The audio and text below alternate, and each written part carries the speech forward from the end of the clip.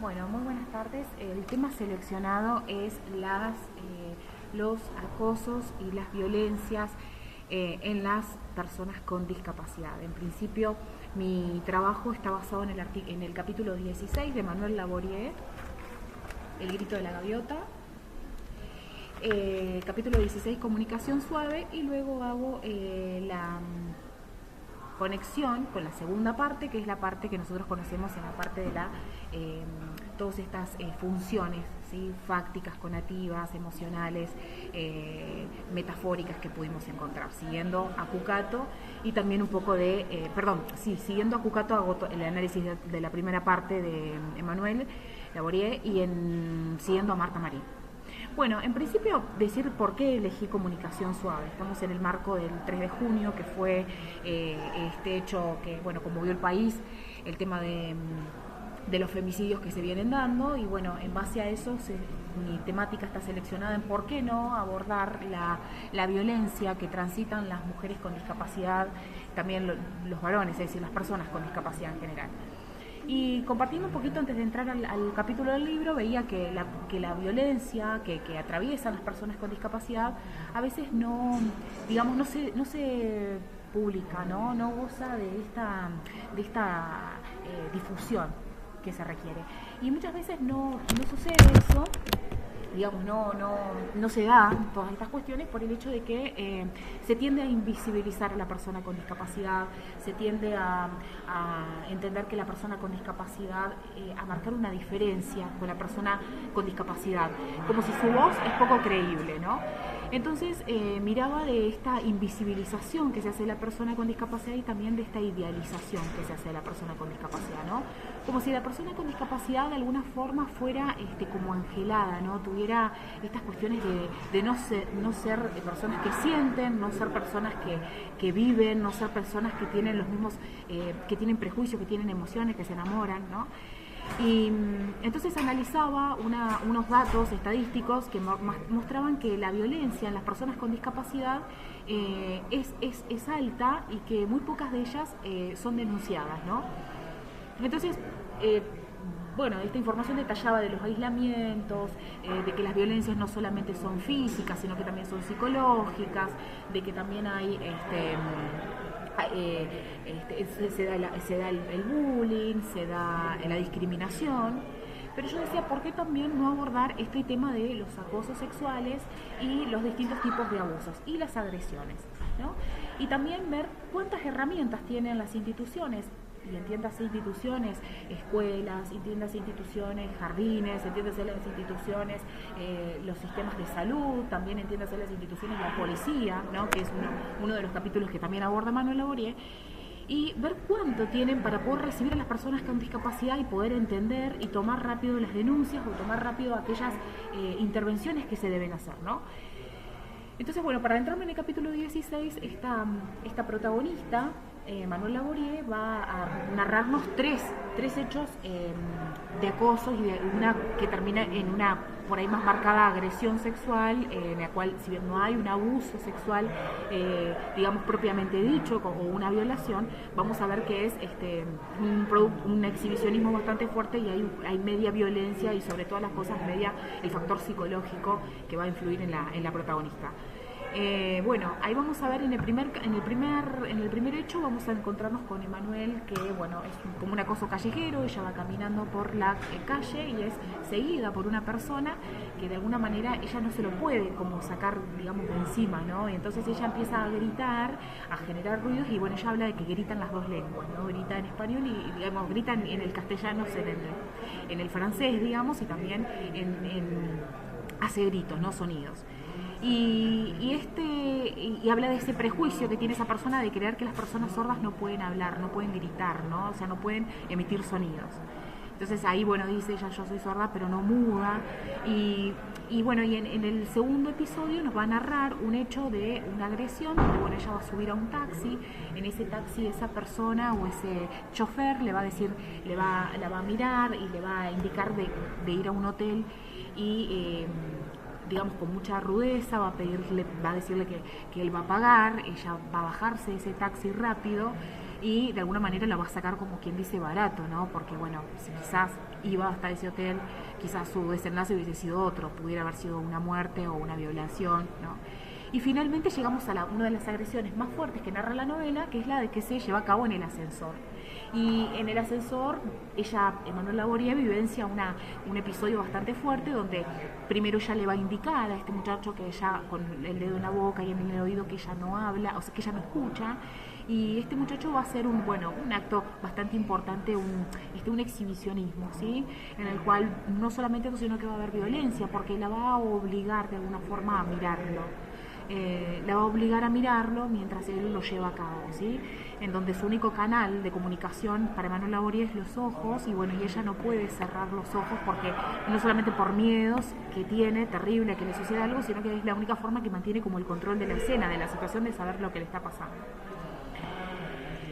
¿Por qué quise, como dije al principio, traer este tema? Porque me parece que la discapacidad a veces estamos muy acostumbrados, que también en el capítulo 16 Emanuel lo aborda, estamos muy acostumbrados a trabajar solamente lo que es las barreras, ¿no? Entonces nosotros decimos, bueno, siempre hablamos de las barreras, como ella lo menciona, ¿no? Habla de que existen estas barreras, ¿no? Las barreras. Bueno, y en el capítulo 16, Emanuel justamente habla de esto, ¿no? Habla de las barreras, de estas barreras que se producen en el marco de, estamos acostumbrados cada vez que hablamos de la discapacidad, digamos, nosotros hablamos de las barreras desde este sentido psicosocial, ¿no? Que entendimos la discapacidad, las barreras en el contexto, las barreras en el ambiente, ¿no? Entonces decimos que, bueno, la sociedad me convierte en minusválida, dice, la que me vuelve dependiente de los que oyen, necesidad de hacer traducir una conversación, necesidad de pedir ayuda para telefonear, imposibilidad de contactar directamente con un médico, necesidad de un subtítulo en la televisión, ¿no?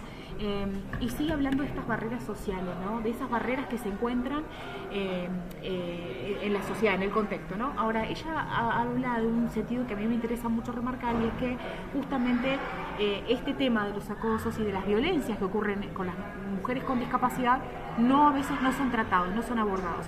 Sin olvidar de que cuando hablamos de una mujer, sobre todo con discapacidad, sufre dos tipos de abusos. Por un lado, su condición de género, que es mujer, que la plantea o la marca en un sentido de vulnerabilidad, y el segundo lugar es que es justamente la discapacidad, que la coloca en un sentido de vulnerabilidad frente, por ejemplo, a un agresor. Entonces, frente a estas cuestiones me parecía interesante indagar sobre los acosos y las violencias que se dan en las personas con discapacidad, que a veces justamente, ¿no? Estas barreras sociales, estas barreras estamentales, las tenemos al momento de que la persona quiere ir a denunciarlas y no se encuentran todas las herramientas posibles, ¿no? Por ejemplo, ella ahí habla del Minitel, y este tema de cuando también vivencia esta cuestión de la detención, cuando va hasta la comisaría y el policía y ella le dice que telefonee a los padres, y habla de esta barrera comunicacional que se produce, en el que el policía no puede interpretar ni entender lo que ella quería comunicar. Y lo mismo sucede con la amiga, sus padres son no oyentes, y sucedía exactamente lo mismo. Tenía que valerse de una tercera persona que le ayudara para, pudiera comunicar. Entonces, veía que en la discapacidad a veces las personas de las que se vale la persona, es decir, de las que genera la dependencia para que las vista, le dé comer, las cuide, le traduzca, lo que sea, a veces esa misma persona incluso es el agresor, ¿no? Y pensaba por qué no en la policía, justamente, que había en ese momento tomado, que debería tomar la denuncia o avisar y telefonear a los padres, que en ese momento tiene ese poder de cuidado, a veces son los que, digamos, el factor de riesgo que encuentra esta oportunidad al encontrarse frente a esta persona vulnerable, ¿no? Entonces me parece que es una invitación a las instituciones, a las escuelas, también a las instituciones policiales, ¿por qué no en algún momento de generar charlas o generar espacios en los que se hable de los acosos, las violencias y distintos tipos de abusos en las personas con discapacidad? Bueno, para ir finalizando, estoy en la primera parte de los capítulos, del capítulo 1, donde yo tengo el Tifití y el Vientre y Música, y el otro capítulo, que es El grito de la gaviota, literalmente así se llama, y El silencio de las muñecas, ¿sí? Más que nada esos capítulos yo los englobo, yo hice como una recta, ¿no? Y dije, bueno, antes de la lengua de señas, a partir de los 7 años, y posterior, antes de la lengua de señas, de los 7 años y después, ¿no? Entonces, sucede esto, siguiendo a Cucato, Bueno, el tema de, en principio, qué era, ¿no? Esta función, siguiendo a Cucato, ella nos habla de este sentido, de este lenguaje artificial y de este lenguaje natural, ¿no? Entonces, Cucato apuntaba que el lenguaje natural era aquel justamente innato, ¿no? Aquel propio, que responde a una necesidad biológica. Y lo compara con ese sentido que tenían algunos animales, dice, como los simios, como las abejas, como los simios, las abejas, los pájaros, ¿no? Entonces me detenía a pensar y me llamaba la atención, bueno, según Cucato, esta primer comunicación, ¿no? Y ahí es donde encontré esta función fáctica de la que también habla Marta Marín, que es la función fáctica y la función conativa, ¿no? Es decir, este deseo insaciable por generar una comunicación con su mamá, ¿no?